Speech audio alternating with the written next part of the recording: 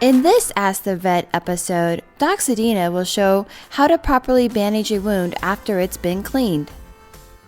So the next step after flushing the wound out is to actually bandage the wound up. The first thing we do with any bandage is to create some stirrups, and this is going to prevent the bandage from sliding off in the future after you get it completed. Place the tape on the side of the leg here, and this will come in handy next time here. So the first thing we'll place over the top of the wound is a Telfa pad. This is mainly like a band-aid for the wound. So you place that directly over the top. And the first layer that will go over the top of that is the cotton layer here. The cotton layer we can wrap as tight as we want because if you wrap too tight, the cotton will simply break. So it's not important at this point to, as you can see there, it broke. And then we will go ahead and just break it off like that. The next layer is your gauze layer. And we'll, this we just need to we'll just not wrap too tightly because we can do it too tight and cut the circulation off to the distal part of the limb.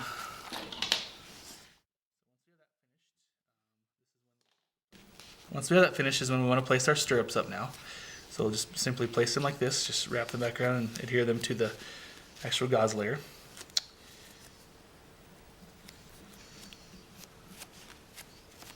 And our final layer of the bandage is our PetFlex elastic covering.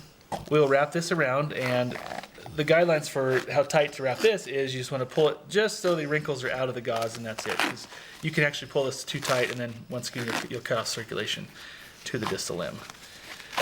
A lot of people like to leave the toes exposed, so it gives you some way of measuring if the bandage is too tight, and I think that's a good idea. Because what we'll watch for, if the bandage is too tight, then the limb below will start to swell and the toes will swell. And you also want to make sure that the toes are still warm and have proper circulation to them. So after this is finished, just go ahead and break that off and it'll stay on there like that. Okay, after your bandage is completed, it's important to remember that you need to keep the bandage dry and clean. The bandage should be replaced every 4 days, and hopefully by this time you can get back to your veterinarian and make sure that everything looks good under the bandage. Stay tuned for upcoming episodes, and don't forget to ask your questions on Ask the Vet Facebook page, and don't forget to check out Doxadina's blog at www.doxadina.com. The first thing I'm going to talk about is proper wound management and cleaning out the wound. The first thing that will actually help quite a bit is taking the needle and syringe and actually breaking the needle off at the base, so that way it provides more pressure when you're flushing the wound out. So the first thing that we'll use to flush the wound is the sterile saline, and we will draw that up into the syringe. Just draw up a full syringe and repeat it 2 or 3 times. The purpose of this is to make sure all the foreign materials such as dirt, grass, whatever may be in the wound we can remove and help decrease the odds of a bacterial infection. So once it's actually flushed with sterile saline, then we'll go ahead and flush it with iodine, which will help decrease the number of bacteria in the wound. When we mix it up, we drop about maybe 1/4 of a syringe full and then drop the rest sterile saline, so that way it's almost the consistency of tea. And once again, flush the wound out several times and just repeat 3 or 4 times until the wound's actually cleaned out.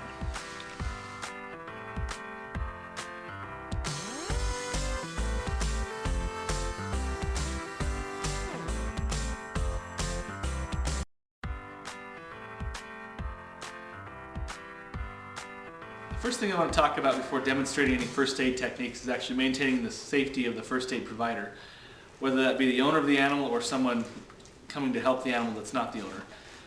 The first thing we want to always realize is that animals under distress, when they're injured, are more likely to bite. So what I would recommend is going out and purchasing a high quality muzzle and keeping that in your first aid kit for cases such as this. In the event that you do not have a muzzle that you've actually purchased, we can make one out of the gauze in the kit. The first thing you do is just cut a long strip to fit around your dog's muzzle, probably about maybe 2 feet long. Just And what we do is we take our pet that we're going to treat and actually just wrap it around their muzzle, and then bring the 2 loose ends around and tie it behind their head. And you can see how that actually pulls her mouth shut and will prevent her from biting someone.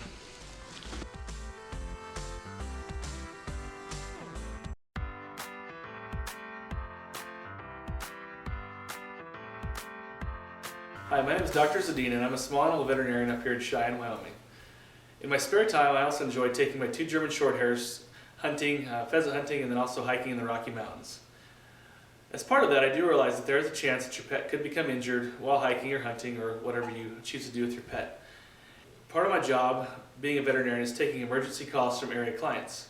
These calls usually come after hours and range from my dog became lacerated due to a number of different reasons or has ingested something poisonous such as chocolate or antifreeze, and now what do I do? In any case, it seems that most clients are not prepared for emergency situations and usually call me in a frantic state of mind. So to answer the need for preparing clients for emergencies, I've actually put together a first aid kit with those common situations in mind. And the first thing is I've placed it in a medic bag that allows it to be easily packed or carried. You can easily swing it over your shoulder and just carry it with you while you're hunting or whatever, or hiking, or throw it in your backpack. In either way, it's a very durable, handy pack. So now, part of the first aid kit, I've included things that I think are useful and would could cover most situations. The first thing is hydrogen peroxide.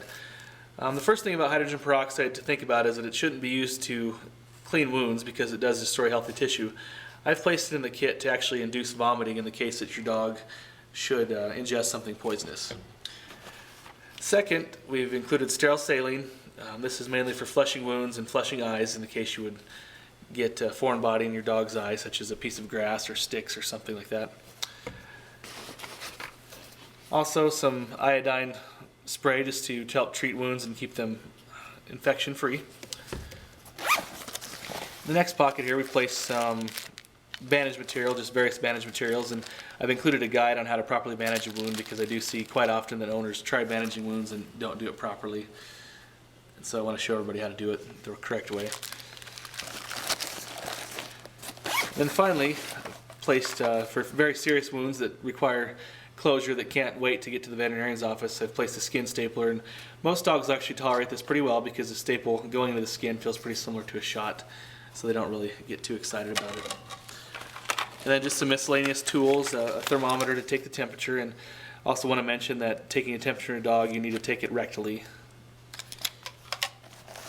Then we have some styptic powder to stop bleeding of broken toenails and minor wounds. And then just some various tools and such to help with bandaging and also controlling bleeding.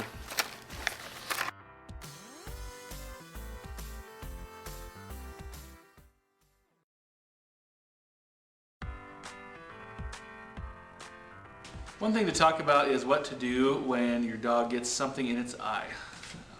This could be a piece of grass, a stick from running through the bushes. So the first thing to note is that we want to first flush it out. So we're going to use the sterile saline solution, and as we described before, use the needle broken off at the base of the syringe to increase the pressure and help ensure that you get all the material out of the eye. Drop the sterile saline, and then we have someone help us and also make sure your dog's muzzled when doing this so you don't get bitten. And we simply just hold the eye open and just flush it out. And I would actually do this several times, just 2 or 3 times to make sure that everything's cleaned out. After getting the eye flushed is to place about a 1/4 inch strip of antibacterial ointment into the eye. This will help decrease the chances that a bacterial infection occurs in the eye or surrounding area.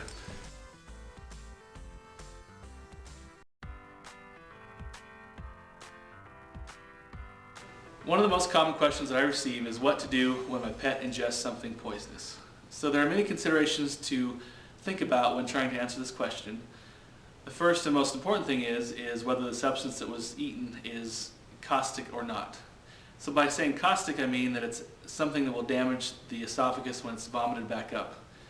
So in the cases that this happens, if a pet ingests something such as an acidic substance, gasoline, or bleach, then we do not want to induce vomiting. And if you don't have access to a veterinarian, you need to soak, bread in milk and then feed, 3 or 4 slices to your pet. This will actually help absorb the toxin and help pass the GI tract in a quicker fashion. Also, like I said, we need to go to a veterinarian in this case, and they would administer activated charcoal, which would further help absorb the toxin and help prevent damage as it passes through the intestinal system. The second thing, if your dog ingests something such as chocolate or antifreeze, something that's not going to cause damage coming back up, then in that case we want to induce vomiting. So once again, the most ideal thing is to go to your veterinarian's office, even if it's after hours. They have better things to cause vomiting than hydrogen peroxide, but in the case that this can't happen, then I have actually included hydrogen peroxide in the kit. One thing to note is that it's 3% hydrogen peroxide, and anything stronger than this will actually cause damage to your dog's stomach and esophagus. So with the peroxide, we go ahead and the guidelines that we use are 1 ml, which is equal to a cc in a syringe, per pound of body weight. We do not want to exceed over 60 milliliters at one time, and we can actually repeat this in about 15 minutes if the pet does not vomit with the first dose given. To make your dog vomit with hydrogen peroxide, we go ahead and draw up the required dosage, and for instance, if we have a 25-pound dog, we draw up 25 cc, so it would be equivalent to 2 syringefuls of this size. So we go ahead and administer this orally. We just hold their head and make them drink it, and just give it to them slowly so they don't actually suck it into their lungs and aspirate on it. So make sure they're actually drinking it. And after the required dose is given, go ahead and place your pet into a kennel or like a bathroom, somewhere where they can be by themselves, because I found through my experience that pets will vomit more readily when left alone versus when they're watched by their owner. Another important side note is if they do vomit, get them away from the vomit immediately, because pets have been known to re-eat what they've just vomited up and then poison themselves again.